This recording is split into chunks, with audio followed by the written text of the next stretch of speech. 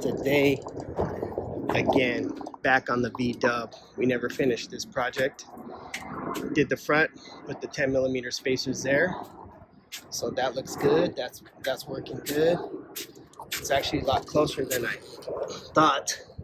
So I don't think I'm gonna go down anymore. I'll leave it right there because I don't have a lot of clearance. It's enough. Now we got to get started on the back. But the thing with the back is we're not just putting in new coilovers or new springs and shocks. We're also going to replace this. These are the bushings for the rear trailing arms. And getting these in shouldn't be a problem, but getting the OEM ones out is going to be crazy. So that's why I've been avoiding this job. But I'm on break, so got to get it done sooner or later. So that's what we're doing today. All right, so the first thing you're going to want to do is, before you jack up the car, make sure you break all these loose, because you won't be able to break them once they're up in the air. And then you got to jack up the rear from right there where the trailing arm pivots, because you need to put your jack stand here, so you can't jack up the car from there. Gotta do it from here, lift it, and then put your jack stand. I did want to show you this package I got in the mail today as well. That's going to come in handy for this project. Get yourself some of these from Stance Magic. I think it came in 3 different sizes. So maybe I'm wondering, what is that? Yep, 125, 1.5, and 14 by 1.5. I think that's the one we need. So this is actually going to help, because once you take one of your lug nuts off, you could just screw this in there. And then once you take all the other ones off, your wheel isn't going to fall off. Boom. Boom. Slide your wheel off. Like I said, if you have spacers, it'll come in handy, because you can put your spacer on, then you can put your wheel on.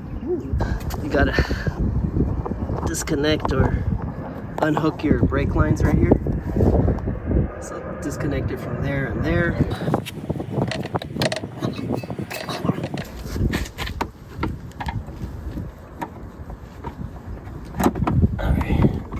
Gives us plenty of slack. All right, and then we got the emergency brake cable. Disconnect that too. Not disconnect it, but you know what I'm saying. Get it out from here. All right. There's another one right here. Okay. Let's move that out of the way. Should probably take it out from right here too.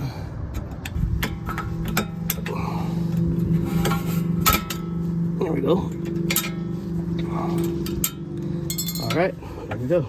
We got one more brake line down here that we gotta release to allow it to hang down farther.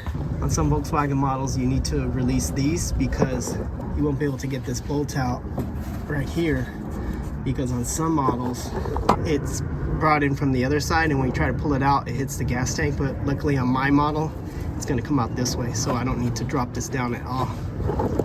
I don't need to worry about dropping this down to give me clearance. I can just take the bolt out and pull it out from right here, and then we should be good. We got this bolt off from here. Now we just got to bang that out. But before you do that, make sure you support your rear axle with the jack. You could probably put a jack stand under there too if you want. And let me grab a hammer and bang that out. I was over here struggling with this bolt to pull it out, but the key was that it wasn't. It was basically being held up by the aluminum. I think it's aluminum that's in there. It was holding onto the threads, if you can see that. So it wasn't being able to push out. So basically I just unscrewed it out with the impact. So now that we got that out, let's lower this trailing arm and see what happens. Basically need to lower it far enough in order to get access to the bushing.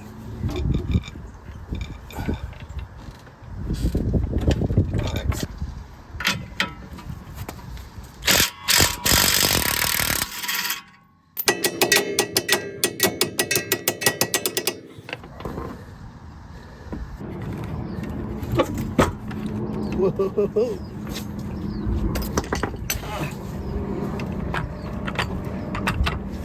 We have a problem because we don't have enough slack on the brake line right there.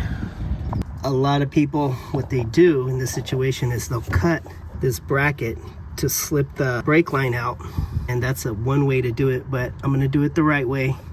And I'm gonna disconnect my brake line, which means I'm gonna have to bleed the brakes later, but I hate bleeding brakes, but it shouldn't be that bad. How bad can it be? Famous last words. It's not leaking too much brake fluid, so we're good. I just did put that under there just in case though. So now we can actually drop the trailing arm as far down as we want, pretty much.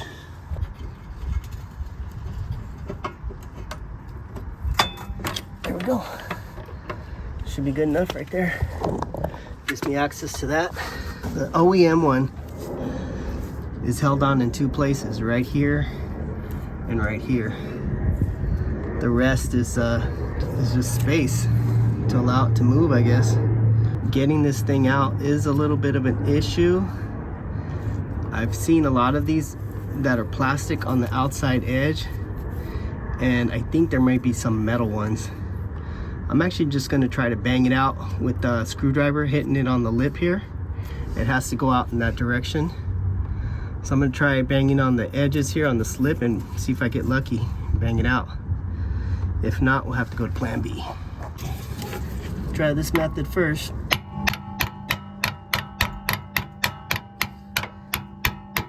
It's not moving. This outer lip is plastic, so I'm just going to cut it. I'm going to use a trusty Sawzall.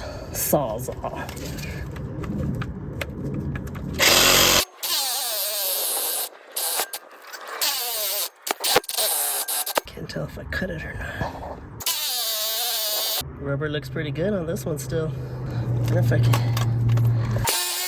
Maybe it'll just go straight in like this.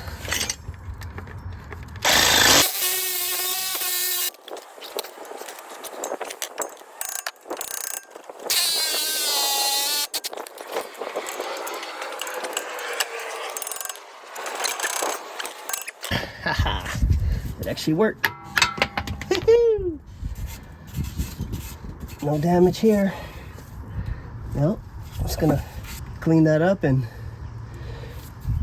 put the new one in. Luckily, I just picked up a bottle of Purple Power.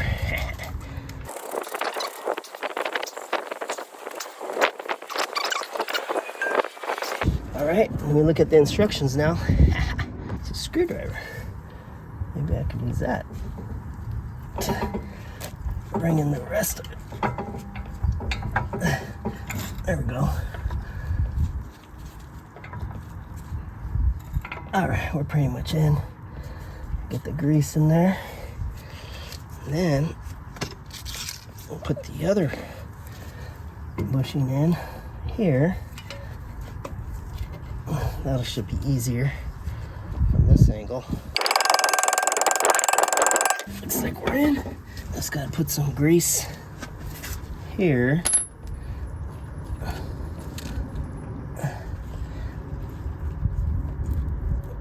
Okay, got some grease there. Put a little bit on this. Make sure that's greased up. And there we go, look at that. All right, we're good. We're in there. All right, let's get this thing jacked back up and into position. Actually, let's take this off because we're gonna be replacing these. And let's take off this shock. So we're gonna replace that too.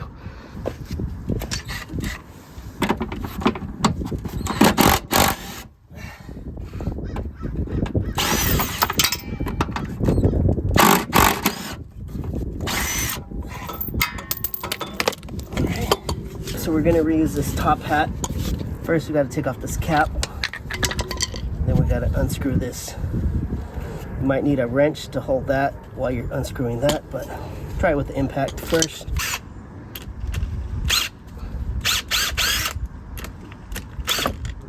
Nope. All right, and hold this while I turn that.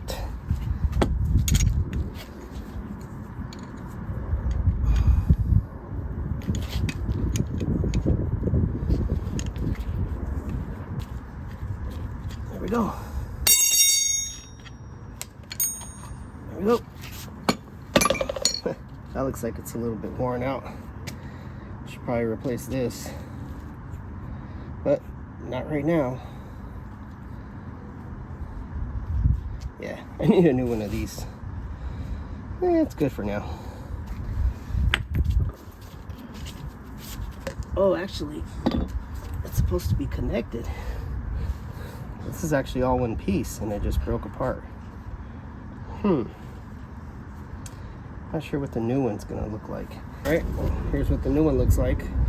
So according to the instructions, this part is connected, but this should be able to separate. Oh yeah, there we go. So we're taking this out, throwing this away. Getting all my shit dirty. All right, so we should be good to go now. I'll probably adjust it to right there. See the bump stop that comes with the system, and then this is gonna screw on here.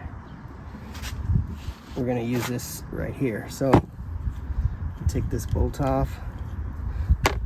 This is gonna go on here like so, and then we're gonna put this on there. And you're gonna need an Allen to hold that while you tighten this down. So I'm actually glad I bought this tool from Harbor Freight. It's this ratchet that's open, so I can get the Allen key in there and hold it as I tighten it.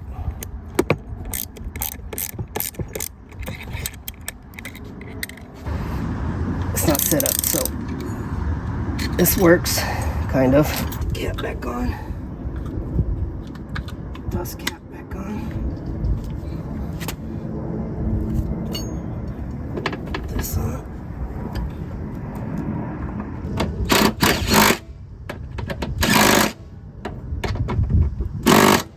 Now we just gotta put in the lower part, the little platform that holds the spring, and we can attach the shock.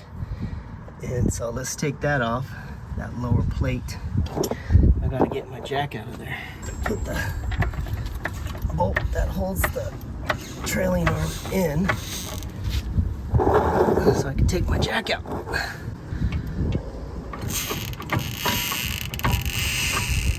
Alright, let's take out my spring platform. I was able to get the jack out. Just gotta take this bolt off here.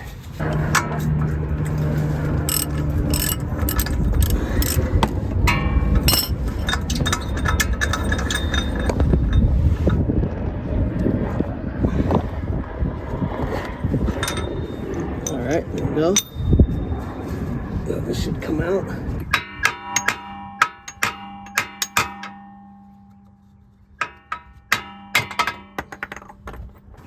Oh, this one actually comes with a lock washer. That's a good idea, fellas.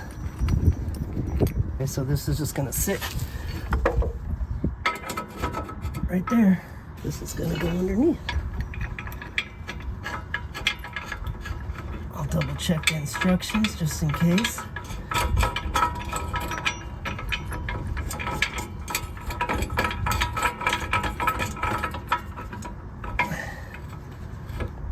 Oh. Let's see what's going on here. Make sure that is facing out so you can adjust it. And Here is your rear spring. It even says it on there. Okay, so we put one of those on the bottom and one of these on top. Put the plastic one on bottom, the rubber one on top. It's in, baby. Just gonna double check the instructions, make sure I put the grommets in there correctly. Rubber on top, plastic on bottom. And once I do that, I already have that attached up on top. And I just gotta attach the shock mount at the bottom. Turn this, there we go. I like how turn that towards the back. And then I still need to line this up. So I'll probably lower it down and push it forward before I lift it. Okay, so I got that out again. I do need to come forward with it. There we go. Let's see if I can do that. No, looks like it wants to go forward. Yep. What is up, YouTube fam? We're back the next day. I just finished the driver's side suspension on this Golf right here, and the hardest part was getting the new bushing in, getting the hole lined up so I could get the screw through, but I was able to finally get it through. This is what I'm talking about right here. These are the new bushings that I got. One goes on the inside, one goes on the outside, and this is going to go in between. So this slides in there, and then you slide this one on here, and then this goes inside of your trailing arm. But I couldn't get this side lined up, and I couldn't get the bolt all the way through, so I had to use some tie downs to pull the trailing arm forward to try to get it to line up to finally get the bolt all the way through. So that's what took me the longest time yesterday, but I got it done. I'm definitely going to need an alignment. So here's a picture of what I was talking about. But yeah, so let's move on to the passenger side. And let's finish this job up. I did get the spacer on already. You can see it doesn't really make a difference too much. It doesn't, you know, I still have a pretty big gap right here. In terms of, it's a little bit closer, but definitely I think a 15mm spacer would look perfect on here. So a nice staggered look, 10 in the front, 15 in the back. I can always do that later. You know, I just wanted to get the front working so I could clear the coilovers. I needed at least a 10mm spacer for that to happen. The back, I could go a little wider, like I said. But for now, I'm just going to put the 10 on there, get this new bushing in, the new suspension, the spring, the shock, and I should be done with this. So let's get it done.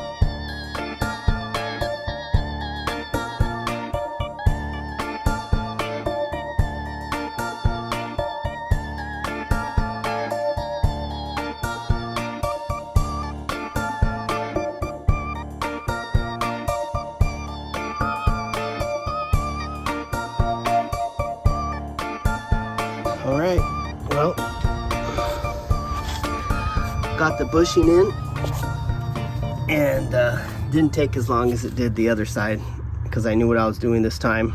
Saved a lot of time troubleshooting. So man, that whole thing probably took me about maybe an hour, 45 minutes. So now it's just replace the shock and the spring, and that should be easy. Just got to take those bolts off up there, remove the rest of the bump stop that's stuck in there, and replace this whole shock and the spring. So let's get going. Let's get that started. All right, old shock is out, in with the new. February 2016. That's when I put this on. All right, let's get this off. We're gonna reuse this and get rid of the rest.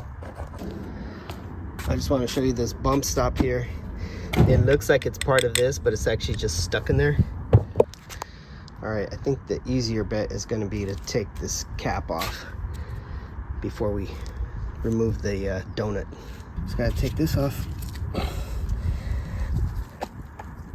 There it is. That's what it looks like. So we're going to reuse this for the new shock. Next, we have to remove this bottom bolt that holds the spring mount, I guess you could say. It's also the height adjustment as well. So if you want to go lower, it looks like I still have about an inch or so, 3/4 of an inch that I could go lower. We'll see. I probably want it at the same ride height for the new springs and coilovers, but let's get it in there.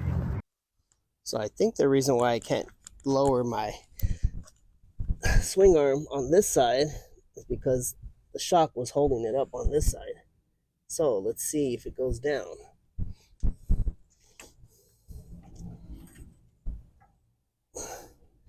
Yes, it is.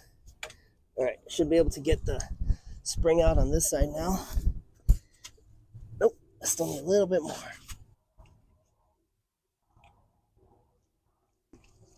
Okay, how about now? There we go, out. All right, we're not gonna reuse this. We're using a new one. Although this one is pretty nice. Let's get the new one out. So here's the new spring. Here's the new spring mount. You can see the Allen key in here to lock this in place. This adjuster, it's height adjustment. So I'm just going to set it even with the other side and go with it. So let's get it in there. Let me check the other side. Oh, the other side's all the way down. Oh, gotta take this out. Gotta get the old one out. There we go. The old one. Okay. Sits on there. And then this goes on top. Like so. And then this goes on top of there. Here's the new shock. We need to install the shock mount.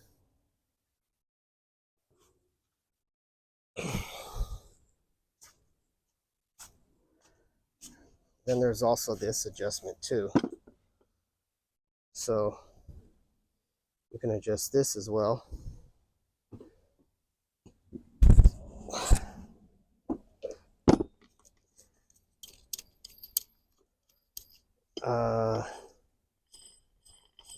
I think I just adjusted it so I could get it onto the car.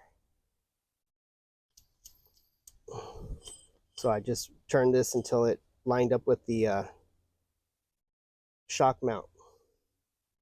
And then for the top, you're going to take this off, and then you're going to put this on there. No donut, just like that. You're going to want to put this on here like this. You're going to need an Allen to hold it. on top. It's not the right size.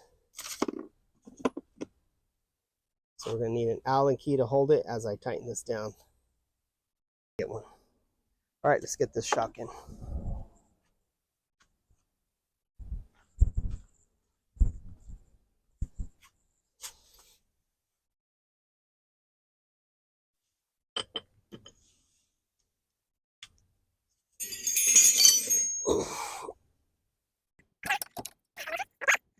Now we can lock this in place.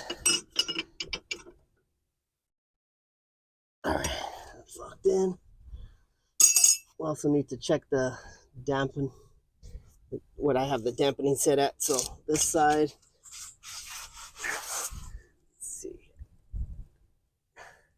we're gonna set it in the middle. So actually, I think it might be 32. Let's see, 8, 9, 10, 11, 12, 13, 14, 15, 16.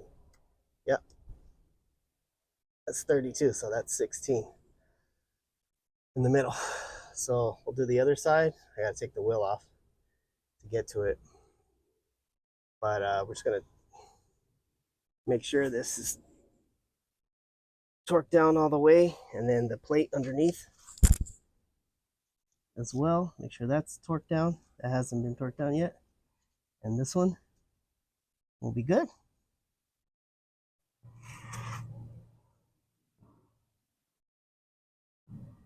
Good girl. All right, YouTube fam, we are on the home stretch. I'm gonna put this 10mm spacer on, but I want to show you the difference in length on a stock, I guess you could say, lug nut and this one. So you can see that much distance. That's to make up for the distance of the spacer.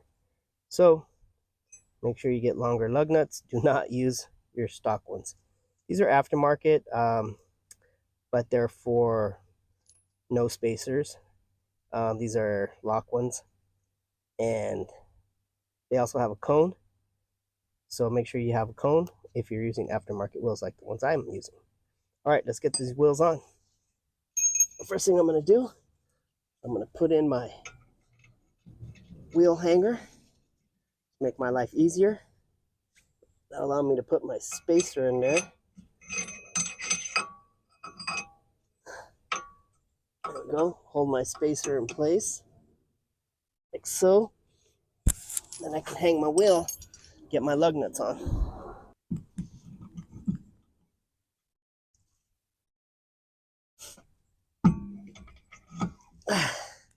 Whew. Okay. Should make my life a whole lot easier. Spacer's lined up. Wheel is lined up. And I don't have to hold it. It's being held by itself.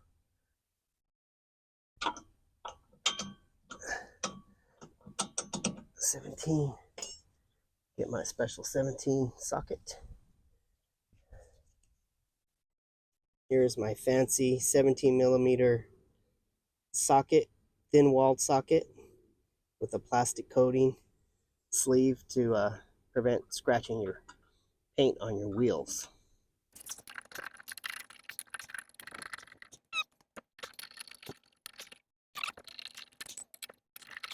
There we go. I am going to need a new tire because this one actually has the threads showing on it already.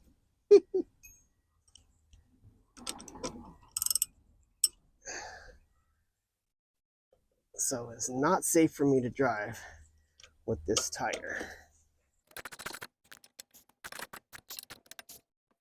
All right, good to go. Let's lower it down. I'll have to adjust it probably, but hopefully not. Let's check.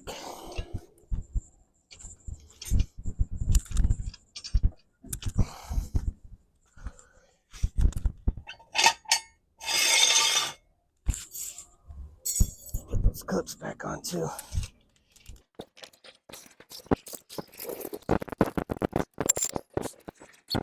Got to adjust the dampening.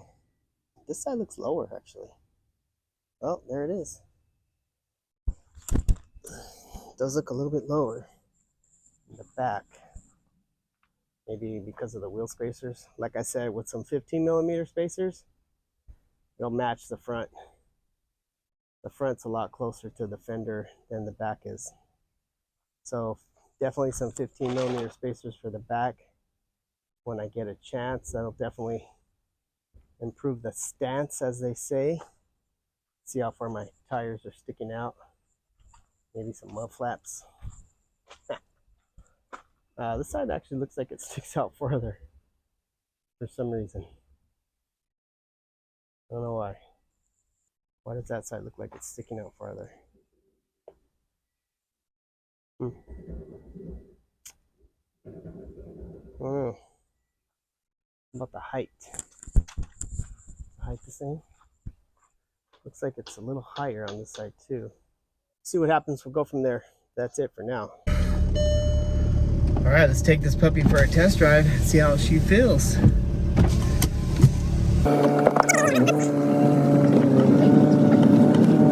Well, the funny thing is I replaced the front. I need to adjust the dampener too. Make sure they're equal. I did the front and drove around with the back with the old shocks and springs, and it felt a lot better, but let's see how it feels with 4 new shocks and springs all the way around. Feels good. Tell already. Here comes the pump. Let's see how it feels. Oh yeah, feels good. Feels a lot more solid with those new bushings. Yeah, I can feel it. Not as bouncy, I guess you could say. So, it does feel good. Let's see how my intake sounds. Oh, I need to bleed the brakes. Yeah, my brakes are working, but the brake light warning switch just came on. So I'm gonna need to bleed the brakes. Still work though. Yeah, it feels good. Need to bleed the brakes, and I need a two new tires in the back. I put 2 new ones in the front, so I need to get an alignment. Oh yeah, it feels good. So I just need to 2 new tires, an alignment, and lead the brakes, and adjust the dampening on this side to match that side. But yeah, it feels better.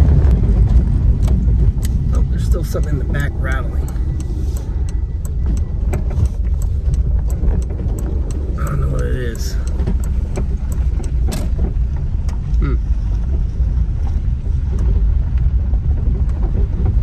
I don't know what it is. All right, there we go. Test drive done. Went around the block.